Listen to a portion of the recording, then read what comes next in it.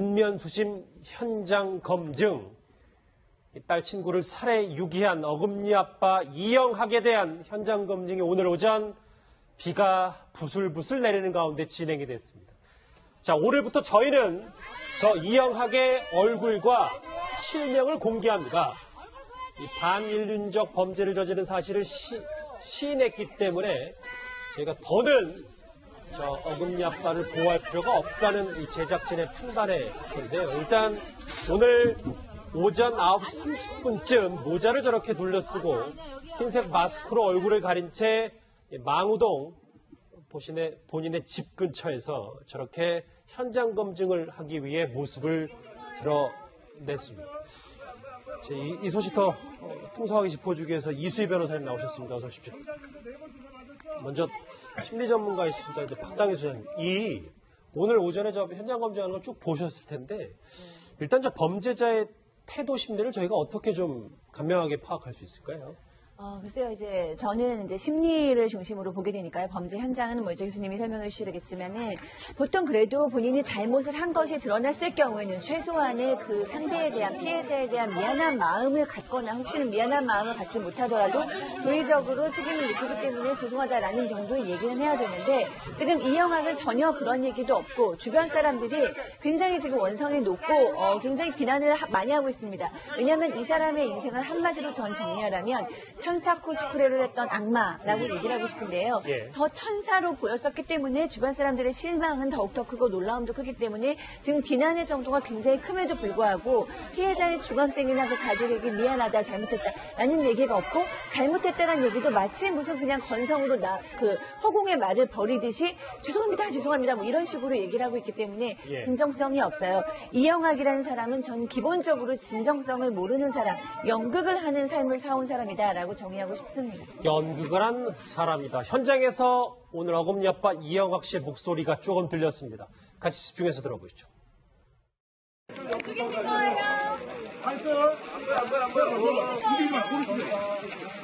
강력대장이에요. 경찰분도 4번 조사 받았어. 왜 죽이신 거예요? 사실관계 확인하기 위해서 현장 검증 실시할 거예요. 현장 검증에 동의하실 거죠? 딸 친구 왜 죽이신 거예요?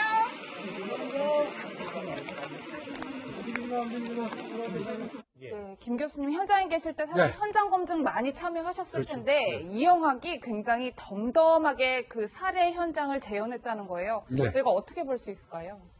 저 사람은 지금 조금 전에 우리 박상희 소장님 말씀하신 것처럼 죄책감이 없는 것 같아요.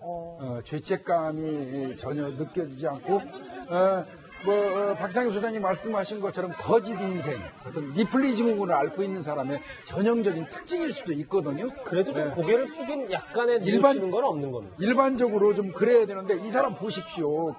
어제도 얘기하면서 자신의 딸한테 미안하대요.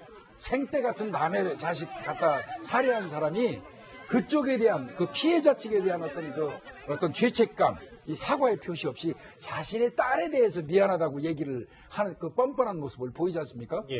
이 정도는 저 사람한테 예견된 어떤 표정이나 행동이라고 저는 생각됩니다.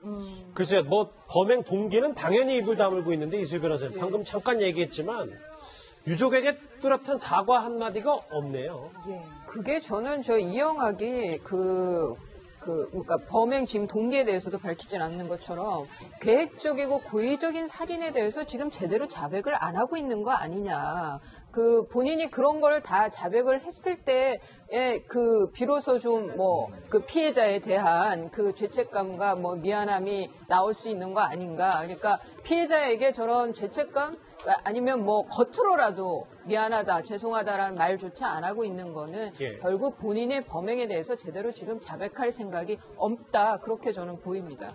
박 소장님, 저희 이 현장 검증 현장에 일단 확인되진 않았지만 취재기자의 전언에 따르면 그 유가족들은 참석하지 않았다는 거예요. 저희가 좀 그 마음이 참 많이 안 좋다 이렇게 봐야겠죠. 그렇습니다. 지금 너무 이 사건이 엽기적이다 보니까 너무 이 가해자의 어떤 캐릭터가 너무 엽기적이다 보고 그 딸이 너무 너무 좀 특이한 희귀병을 앓고 있었고 착한 사람인 줄 알았다 이런 일이 있어서 가해자 쪽에 집중이 돼 있긴 한데요. 사실 피해자에 집중을 좀 할 필요가 좀 있다라고 보고 피해자가 지금 14살 중학교 어린아이입니다. 우리가 여태까지 만약에 중학생이나 뭐 초등학생이나 이런 어떤 어린 친구들이 이런 말 못한 잘못 하나도 없이 이렇게 의문 사망을 했다라고 얘기하면 굉장히 국민들이 분노하고 안타까워하고 이럴 텐데요. 지금 사실은 이제 피해자가 왜 죽었는지 무슨 잘못을 했는지 어떻게 사망했는지 전혀 알려지지 않고 있어요. 이런 상황에서 유족의 마음은 뭐 저도 중학생 아들을 키우는 엄마 입장이지만 그걸 어떻게 말로 표현을 하겠습니까? 이 자리에 안 오신 게 다행인데 차차 또 이제 피해자의 상황이라던가 이렇게 알려질 때 받을 상처가 좀 걱정스럽습니다. 유족들은 안 왔지만 저렇게 가을비가 내리는 가운데 저 망우동에 있는 인근 이웃 주민들의 원성과 목소리 뭐 심하게는 욕설까지 저 이영학을 향하고 있었어요. 근데 아까 저도 현장 검증을 쭉 지켜봤는데 김복준 교수님. 네. 45분 동안은 비공개 현장 검증인데 도대체 그 안에서는 무슨 일이 벌어지는 겁니까? 본인이 4차례에 걸쳐서 경찰로부터 피의자 신문조서, 즉 말하면 범행과 관련된 어떤 진술을 했어요. 그 진술을 전부 맞춰가지고 범행의 순서, 그 다음에 그 범행에 소요되는 시간, 이런 것 등등을 그대로 실현을 시키는 겁니다. 그래서 그 실현을 하는 과정에서 모순이 있는지 여부를 찾아내는 게 현장 검증의 목적이거든요. 아, 모순을요? 예, 그래서 이제 아마 본인이 진술한 자백한 내용을 토대로 해가지고 실질적으로 그게 맞는지 여부를 이제 재현하는 그런 거거든요. 근데 이제 아마 이 본인이 살해한 사실에 관해서는 인정을 하지만 지금 우리가 궁금한 거는 범행의 동기 아니겠습니까? 그렇죠. 범행의 동기는 저 사람이 끝까지 함구를 한다 그러면 경찰의 입장에서는 나중에 그 검찰로 또 공수장으로 송치를 할 때 검찰로 송치할 때 추정할 수밖에 없어요. 왜 죽였는지를 그냥 감으로 찾을 수 예, 없고. 그게 이제 어제부터 제가 자꾸 말씀을 드렸던 이유가 저 사람이 여러 학생들을 불러서 그 중에 하나를 선택해라 이렇게 한 건지 아니면 그 희생된 김양을 콕 집어서 얘기한 건지가 중요하다고 한 이유가요. 그 콕 찍어서 했다는 얘기는 바꿔서 얘기하면 그 여학생을 미리부터 점 찍어뒀던 거고 계획범죄라는 거고요. 그 다음에 그 여학생을 불러가지고 수면제를 먹여서 잠들게 하고 딸을 밖으로 내보내고 저 사람이 할 일이 뭐가 있겠습니까? 그 여학생하고 무슨 게임을 할 겁니까? 대화를 하겠습니까? 그렇다면 우리는 미루어 짐작할 수 있는 게 있잖아요. 거기에다 합산하는 게 있어요. 집에서 발견된 각종 그 음란성 성기구. 그 다음에 아내하고 16세 경에 만나서 17세에 출산한 성향. 그 다음에 이제 계속해서 지금 나오고 있습니다. 이 사람이 어떤 성매매에 참여했던 그 어떤 기록. 그 다음에 14세 아이들을 종업원으로 끌어들이려고 했던 정황. 이런 것 등등을 합산해서 끝까지 범행 동기를 함구한다면 그런 부분을 아마 경찰이 추정하는 형태로 기소할 겁니다. 아, 그럼 범행 동기가 성적인 부분이 많다. 그거의 발로다 이렇게 보시는 거군요. 저는 그렇게 봅니다.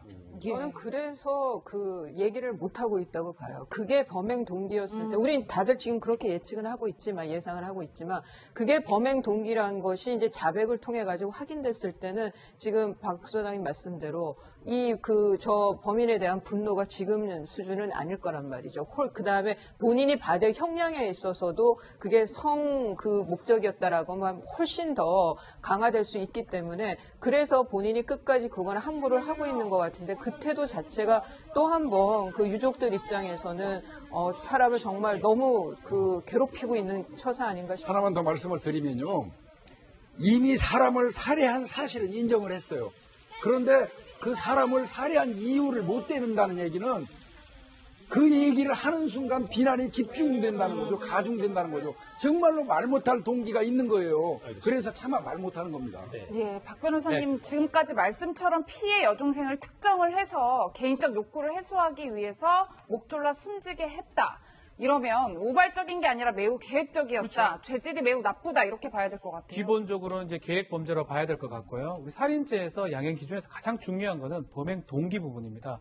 만약에 이제 성범죄를 저지르려고 했다면 강간 살인이 되어요. 그러면 뭐 사형 아니면 무기밖에 안 되는 아주 중한 범죄가 되고 아마 그런 것들을 일부는 알고 있는 게 아닌가.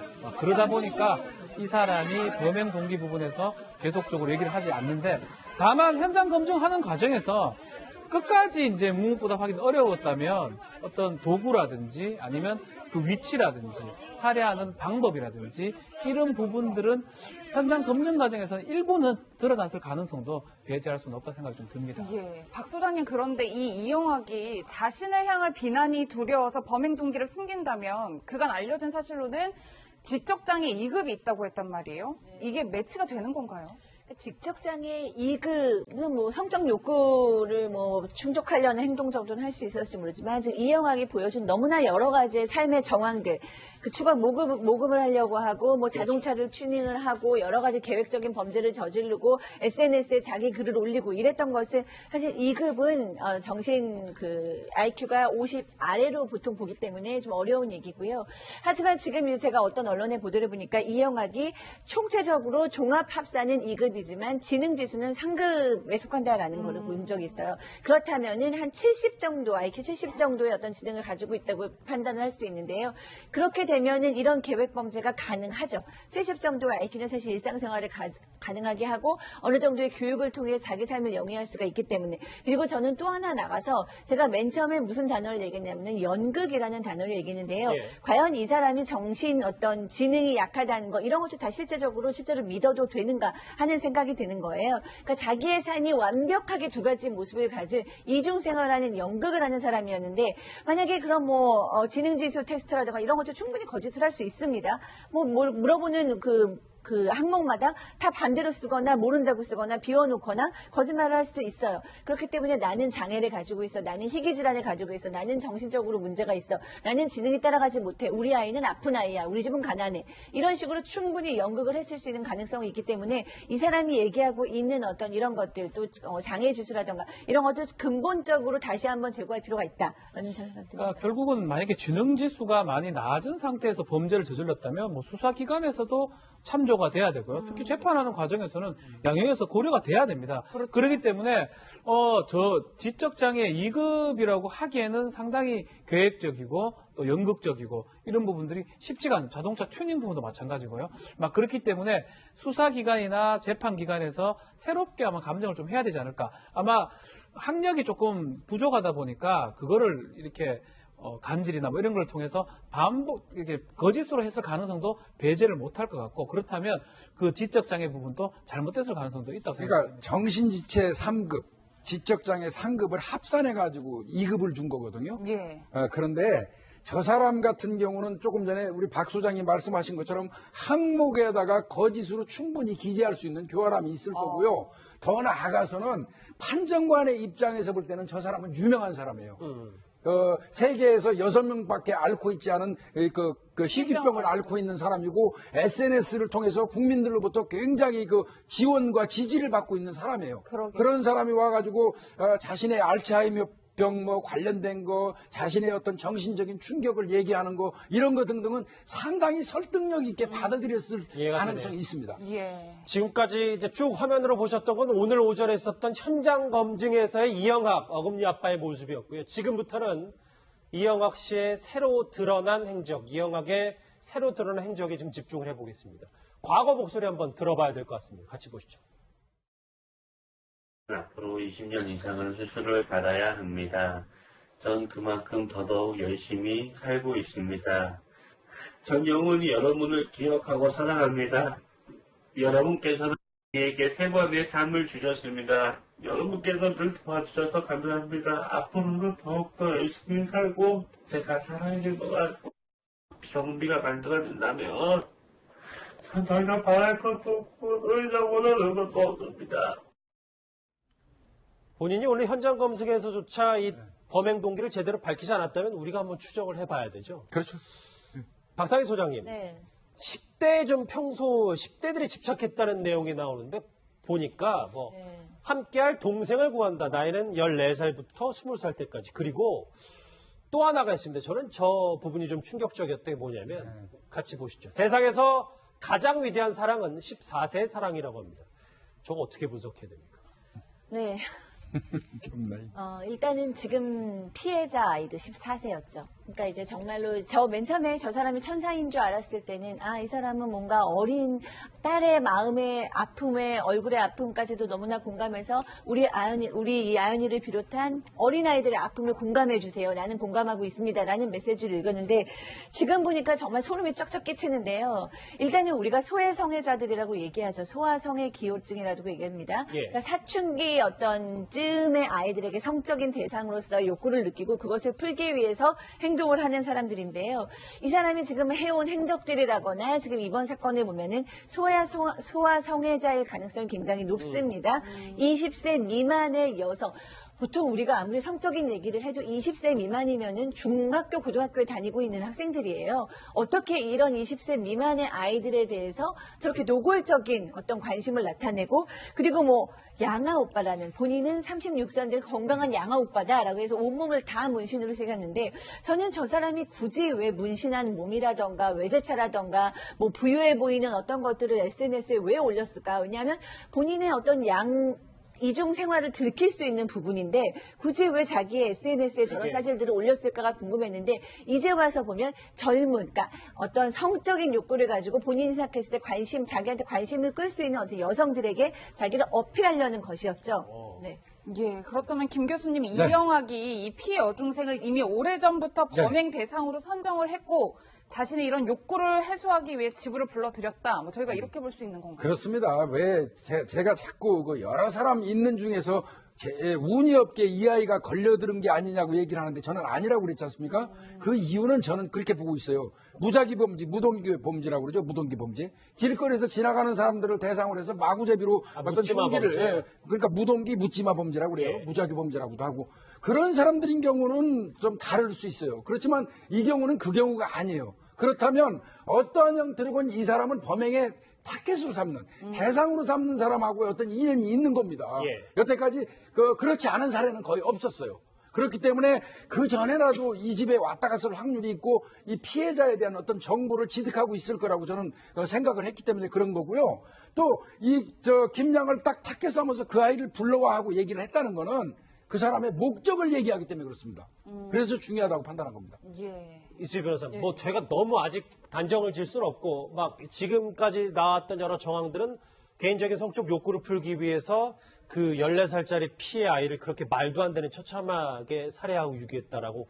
만약 그게 아니라면 본인 스스로가 좀 심리적 노출증에 걸려서 좀 여러 가지 것들을 남한테 보여주자 이런 식의 행동들은 아니었을까요? 그거는 이 살해 이전께는 그렇게 해석을 할 수 있지만 이 살해 행위에 대해서는 이게 무슨 이게 어떻게 SNS에 노출된다 해서 본인한테 공개된다고 해서 유리할 게 하나도 없잖아요. 그러니까 SNS라든가 이런 다양한 그 매체들을 이용을 해서 본인이 유명해지는 거, 유명해진다는 게 일정 부분 현대 사회에서는 그게 호감으로, 대중한테 호감으로 또 가는 경우도 있거든요. 그러니까 특히나 이제 이 10대 어린 친구들한테는 그게 더 소위 말해서 먹힐 수는 있는 거죠. 하지만 이게 살해행위하고는 또 별개의 문제라고 생각이 들고요. 이전까지, 이 살해행위가 있기 이전까지 이영학이 보여준 태도는, 그게 단순히 관심을 받고 싶어 하는 정도가 아니라 그것이 사기 범행이었었고요. 그리고 또 하나는 뭔가 그 피해자들을 유인해 오는 그 방법으로 이 SNS를 사용한 것이 아닌가. 지금 와서 생각하면 좀 그렇게도 추측이 됩니다. 박상희 소장님 지금 보시는 것처럼 이영학은 죽은 부인의 영정사진을 들고 셀카 동영상을 찍을 정도로 관심과 과시욕이 대단했단 말이에요. 끔찍한 생각이지만 지금조차도 이 쏟아지는 카메라 플래시를 혹시 즐기고 있는 건 아닐까? 이런 끔찍한 생각이 들어요.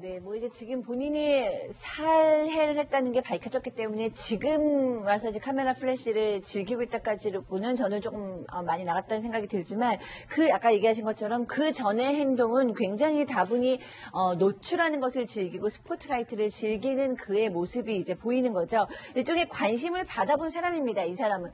본인이 쇼를 하면 대중이 나에게 관심을 주고 그것은 나의 이득으로 연결된다라는 어떤 경험이 있는 사람인 거죠. 착한 척하고 멋있는 척하고 부정애가 많은 아빠인 척하고 부부관계가 좋은 척하고 이렇게 쇼를 하면 정말 훌륭한 사람이다라는 찬사와 함께 모금 돈도 주어진다는 거죠. 그러니까 그것을 10년 넘게 15년가량을 해왔던 사람입니다. 그러니까 어떻게 하면 대중의 마음을 움직일 수 있는지를 은연중에 깨달은 사람이라고 볼 수 있고요. 이제 아까 인격장애라는 어떤 그 자막이 나왔는데요. 저는 이 사람 굉장히 복합적인 인격장애를 가지고 있다. 복합적인 인격장애. 기본적으로 연극성 인격장애도 있고요. 그 다음에 하는 행동들을 보면 반사회적인 인격장애 있습니다. 그 다음에 굉장히 자기중심적으로 모든 걸 다 해결하는 측면에서는 자기애적 성격장애도 있습니다. 그러니까 여러 가지 것들이 굉장히 성격으로 굳어버릴 정도로 심각한 어떤 정신적인 증상이 복합적으로 나와서 정말 어떻게 보면은 세계 유래사상 이렇게 극단적인 천사의 모습과 악마의 모습을 보여준 사람이 있을까라는 생각이 들 정도로 정말 이렇게 쇼를 하면서 인생을 살았던 것이죠. 아까 잠깐 자막에 이영학이라고 나갔었는데 여러분들 지금 TV 키신 분들은 저 사람이 누구야 할 수도 있었어요. 어금니 아빠 이모 씨가 오늘부터 저희가 실명 공개해서 이영학으로 얘기를 하고 있습니다. 박준 변호사. 뭐 중고차 거래의 달인이다. 자동차 튜닝도 정말 잘한다라는 얘기 많았는데 애견 교배에도 상당한 조회가 있었다. 그러니까 이게 문제예요. 중고 거래 카페에 이제 해가지고 뭐 교배를 한다든지 뭐 아니면 중고차 거래를 하는 것들을 이제 얘기를 하는데 지금 보면 이 장모는 장모끼리 사실 쉽지 않는 말이거든요. 단모 짧은 그 털은 단모끼리 교배를 해야 되고 분양 가격 때문에 부모 한쪽이 단모일 경우는 믹스견 자체는 이 닥스훈트폰종이 할 수 없다. 이게 사실 전 무슨 말인지 잘 모르는데 저거는 기본적으로 IQ가 우리가 지적장애 2급이라고 했을 때 일반적으로는 뭐 35에서 60, 뭐 50 이하라고 지금 보는데 저 정도의 문장을 구사하고 저 정도의 문장을 이해하면서 남들한테 설득시킨다고 가정했을 때 또 중고거래차 하면서 계약서 같은 걸 작성하고 있거든요. 봤을 때는 지적장애 2급이라고 보기에는 아니면 뭐 지금 말한 것처럼 두 개 합쳐서 뭐 됐으면 됐다고 하더라도 IQ가 낮아서 2급 되는 경우는 아니라고 보는 게 맞아 보입니다. 이수희 변호사님 지금 뭐 어쨌든 범행 동기는 명확하게 나오지 않았으나 주변 정황 등을 보면 이제 추측은 할 수 있는 상태고 또 복지 카드를 보면 분명하게 지금 지적장애 2급이긴 하나 또 주변 정황들을 보면 아니란 말이에요. 이게 명명백백하게 밝혀지겠죠. 이게 이제 그 앞으로 검찰 송치가 되고 그리고 또 법원까지 가면서 그 성향에 대한 분석도 받을 거고 또 정신 분석도 받을 거고 뭐 그래서 전문가들의 의견서가 분명히 나올 겁니다. 그런데 그 이전에 이제 이 범행 동기에 그 많은 관심이 있지만 한편으로 또 입장을 바꿔 생각하면 이 피해 여학생의 부모들은 가족들은 정말 이 범행 동기가 그거라고 했을 때, 우리가 모두 예상하는 그거라고 했을 때, 그 받을 충격이 또 얼마나 클까. 또 한편은 또 그런 화도 나고, 마음도 너무 아프고 그렇습니다. 이게 이제 결국은 자백을 할지 안 할지는 모르겠지만, 그래도 이 딸의 어떤 진술이 중요할 것 같아요. 딸이 드링크도 같이 줬고, 유기한 가정에서도 이제 함께 했기 때문에 구속영장까지 청구가 됐는데 딸이 어느 정도는 예상을 좀 했지 않을까. 딸의 진술을 좀 봐야 될 것 같고요. 특히 이제 SNS 통해서 다른 여성들을 했다면 제3의 어떤 참고인이라든지 목격자 진술을 통해서 어느 정도 확보한 다음에 뭐 감정이라든지 한다면 범행 동기 내지 범행의 어떤 성향 같은 것도 파악이 가능할 것으로 봅니다. 지금까지는 오늘 현장 검증과 함께 전혀 이해할 수 없는 일단 어금니 아빠 이영학에 집중해봤다면 사실 딸 문제도 저희가 많이 얘기를 안 해서 그렇지 좀 부자연스러운 게 많아서요. 저 그날 행적에 대해서 다시 한번 얘기하자면 김복준 교수 상식적이지 않은 부분 그리고 본인이 진술한 부분과 조금씩 엇박자나는 게 분명히 있긴 있잖아요. 있습니다. 일단 딸이 한번 상식적으로 생각을 해보자고요. 아버지가 네 친구 김양을 불러라. 불렀어요. 유인한 겁니다. 불렀어요. 자, 그 다음에 수면제 먹이자. 졸피뎀 섞여있는 그 드링크를 먹이자. 본인이 먹였어요. 잠들자 너는 나가서 친구들이랑 놀다 와라. 그리고 이제 4시간 가까이 밖에 나가서 놀다가 들어왔다는 거예요. 그러면 14살 정도 되는 아이가 내가 나가고 난 이후에 우리 아빠가 내 친구, 잠들어 있는 내 친구하고 무슨 짓을 하기 위해서 나를 밖에 나가라고 했을까? 이거 생각 안 할까요? 이거는 그 내용만 봐도 이 아이는 향후에 적어도 아이를 살해한다까지는 아마 인지하지 못했다고 저는 생각해요. 그렇지만 적어도 아버지가 내 친구를 대상으로 해서 무슨 짓을 할 거라는 거는 예측했을 거라고 저는 보거든요. 그다음에 그 이후에 살해된 이후에 이제 그 영월로 사체를 트렁크에 넣어서 옮길 때 일부분 뒤에서 도와줘요.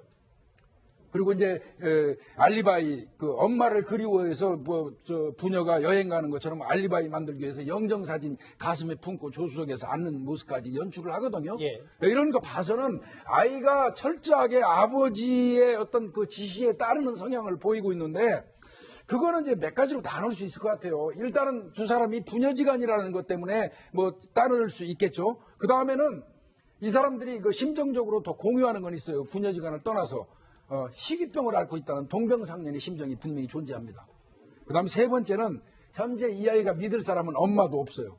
아버지가 유일해요. 거기에 의존할 수밖에 없고요. 네 번째는 이 아이 상당히 이 밖에 외모에 민감한 나이입니다. 중3이면. 늘 아버지가 얘기했을 거예요. 무슨 일이 있어도 무슨 짓을 해서라도 너 외모 아빠가 다 고쳐주고 할게. 알겠습니다. 따라갈 수밖에 없을 겁니다. 예, 박 소장님, 저는 딸의 행적 중에 이 부분도 참 이상한데, 어쨌든 이제 딸이 자신의 친구가 살해당한 것을 알게 됐어요. 인지를 했는데 그 다음날 오전에 다른 친구들을 불러서 나가서 서점에도 가고 운동화도 사서 신고 이랬다는 거예요. 그러니까 이 딸은요, 정말 정신적으로 좀 연구를 해야 되는, 왜냐하면 사실은 이 딸은 어차피 공범이기 때문에 우리가 안타까워하고 불쌍해 줄 수 있는 수준은 지금 지난 거죠. 또 친구에게 수면제를 주고, 저도 이제 이런 일이 밝혀지기 전까지는 그래도 딸도 너무나 불쌍하다, 피해자 중에 한 명이다라고 얘기를 했는데, 굉장히 이제 뭐 딸이 친구를 이제 사망케 이르게 굉장히 좀 공범의 역할을 했기 때문에 사실은 지금 굉장히 안타깝고 화가 나는 상황인데요. 예. 이 딸 같은 경우에는 자아 주독성이라는, 그러니까 우리가 사랑을 살아갈 때, 사람이 세상을 살아갈 때 정체성이라는 것이 있고 자아감이라는 게 있지 않습니까? 주도성이 있고, 이 딸은 그런 게 있을까를 한번 생각해 볼 필요가 있습니다. 왜냐하면은 우리나라에 3명밖에 없고 전 세계에 몇 명 없다는 희귀 병을 앓고 있는데 그 병을 아버지랑 똑같이 앓고 있는 사람이에요. 그렇기 때문에 태어날 때보다도 엄청나게 큰 병을 앓고 있고 어려졌을 때부터 수없는 수술을 받아왔단 말이에요. 아버지랑 똑같이. 예. 그래서 커오는 과정 중에 어떻게 보면 아버지와 심리적으로는 거의 쌍둥이,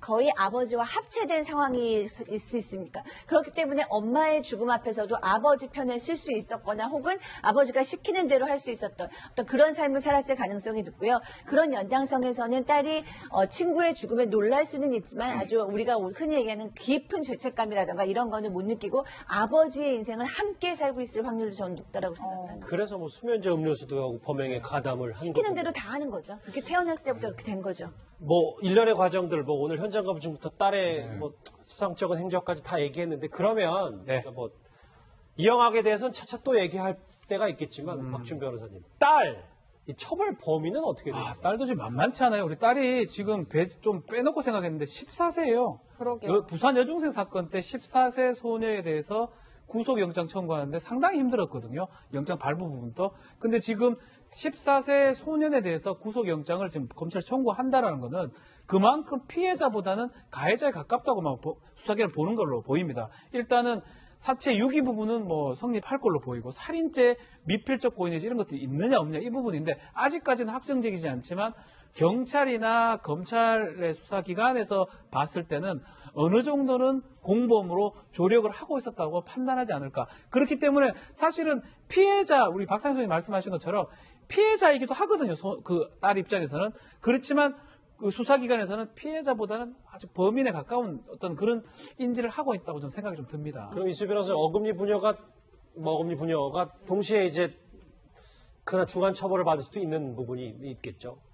예, 이게 형사 미성년자가 아닌 걸로 보여요. 이 딸이 지금 14세에 딱 걸려서. 그래서, 그 공범 내지는 방조적인 공범으로, 처벌을 받을 텐데 또 하나는 그런 생각도 해볼 수 있어요. 박 소장님 말씀하신 대로 이 딸이 정상적인 환경에서 자라왔다라고 하면은 그러면은 이 아버지 이 행위에 가공한 거는 처벌을 받아야 되죠. 법적으로. 예. 당연히 그에 상하는 처벌을 해야 되는데 이 아이의 환경 자체가 정서적이나 뭐 다른 기타 학대 상황에서 이 아이가 자라왔다라고 하면은 그러면은 법적인 책임은 조금 달라질 수도 있습니다. 근데 그거는 뭐 이후 진행되는 과정을 봐야 될 것 같아요. 무엇보다도 이 딸의 경우에는 심리 분석을 통해서 정상적인지 아닌지부터 이 기존의 가정 환경을 좀 아주 내밀하게 들여다보는 과정이 필요할 겁니다. 경찰에서 당연히 이 딸에 대한 학대 여부를 수사하는 것은 공식입니다.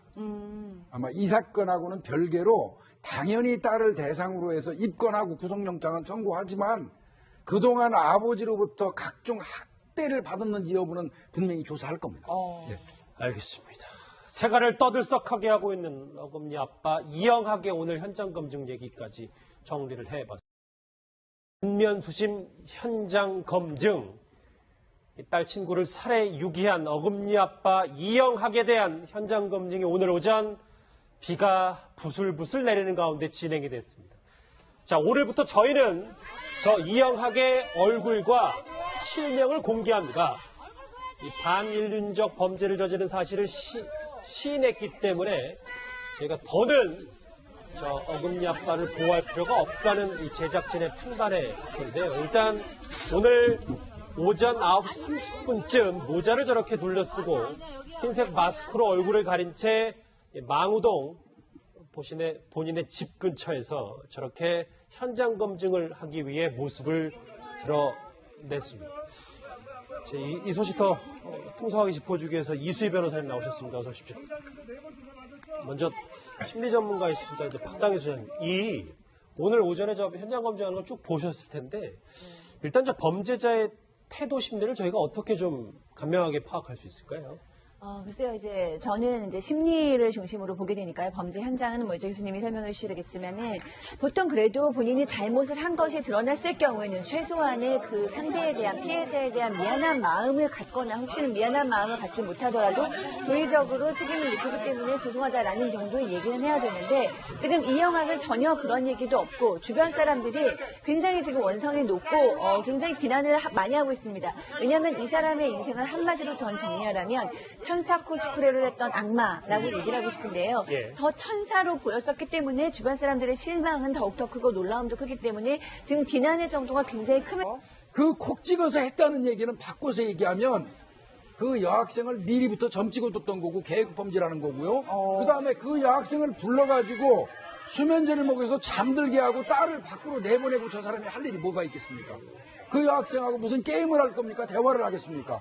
그렇다면 우리는 미루어 짐작할 수 있는 게 있잖아요. 예. 거기에다 합산하는 게 있어요. 집에서 발견된 각종 그 음란성 성기고, 그 다음에 아내하고 저 16세 경에 만나서 17세에 출산한 성향, 그 다음에 이제 계속해서 지금 나오고 있습니다. 이 사람이 어떤 성매매에 참여했던 그 어떤 기록, 그 다음에 14세 아이들을 저 종업원으로 끌어들이려고 했던 정황, 이런 거 등등을 합산해서 끝까지 범행 동기를 함구한다면 그런 부분을 아마 경찰이 추정하는 형태로 기소할 겁니다. 그럼 범행 동기가 성적인 부분이 많다. 그거의 발로다 이렇게 보시는 건가요? 저는 그렇게 봅니다.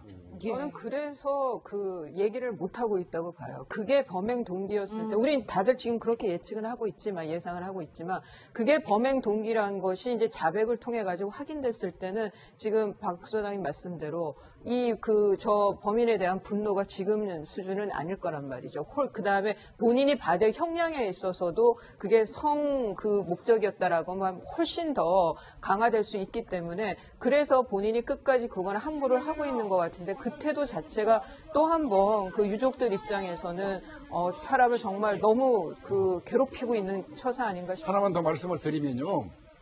이미 사람을 살해한 사실을 인정을 했어요. 그런데 그 사람을 살해한 이유를 못 대는다는 얘기는 그 뻔뻔한 모습을 보이지 않습니까? 예. 뭐 이 정도는 저 사람한테 예견된 어떤 표정이나 행동이라고 저는 생각됩니다. 글쎄요, 뭐 범행 동기는 당연히 입을 다물고 있는데 이수희 변호사님 방금 잠깐 얘기했지만 유족에게 뚜렷한 사과 한마디가 없네요. 그게 저는 이영학이 그러니까 범행 지금 동기에 대해서도 밝히진 않는 것처럼 계획적이고 고의적인 살인에 대해서 지금 제대로 자백을 안 하고 있는 거 아니냐.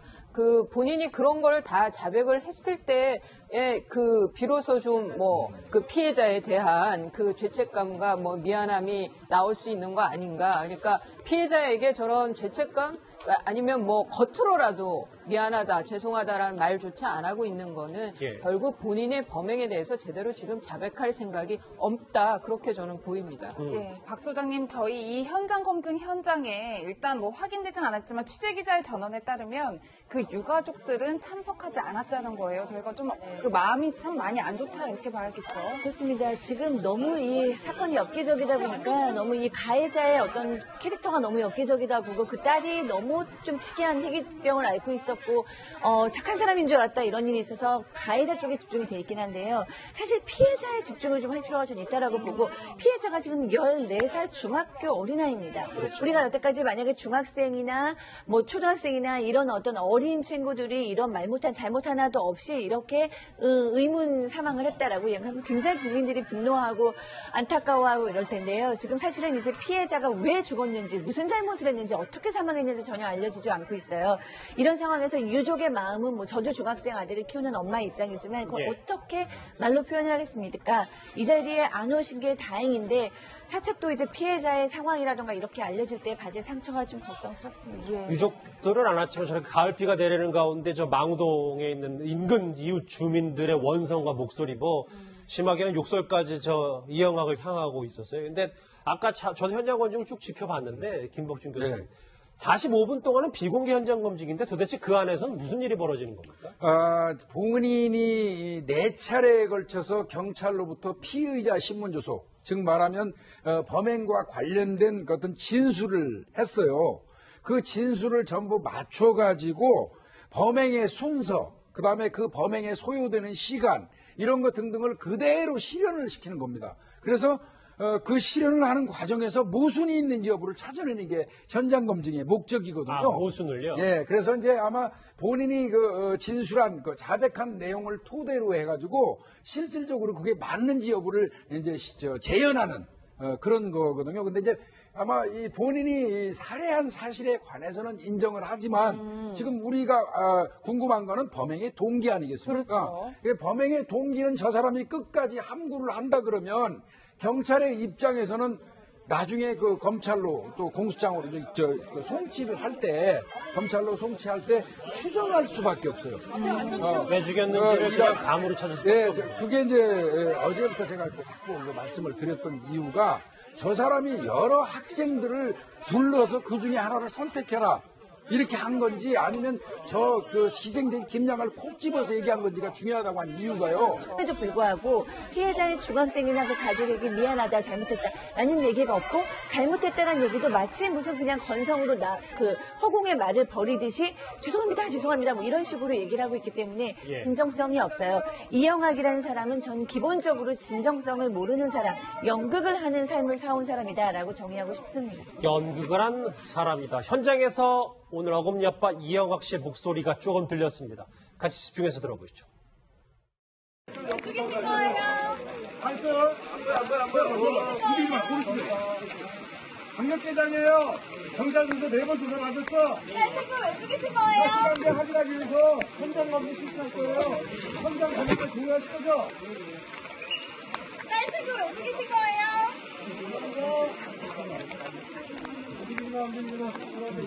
네, 김 교수님 현장에 계실 때 사실 현장 검증 많이 참여하셨을 텐데 이영학이 굉장히 덤덤하게 그 살해 현장을 재현했다는 거예요. 저희가 어떻게 볼 수 있을까요? 저 사람은 지금 조금 전에 우리 박상희 소장님 말씀하신 것처럼 죄책감이 없는 것 같아요. 죄책감이 전혀 느껴지지 않고 박상희 소장님 말씀하신 것처럼 거짓 인생, 어떤 리플리 증후군을 앓고 있는 사람의 전형적인 특징일 수도 있거든요. 그래도 좀 고개를 숙인 약간의 뉘우치는 건 없는 겁니다. 일반적으로 좀 그래야 되는데 이 사람 보십시오. 어제도 얘기하면서 자신의 딸한테 미안하대요. 생떼 같은 남의 자식 갖다 살해한 사람이 그쪽에 대한 그 피해자 측에 대한 어떤 죄책감, 이 사과의 표시 없이 자신의 딸에 대해서 미안하다고 얘기를 하는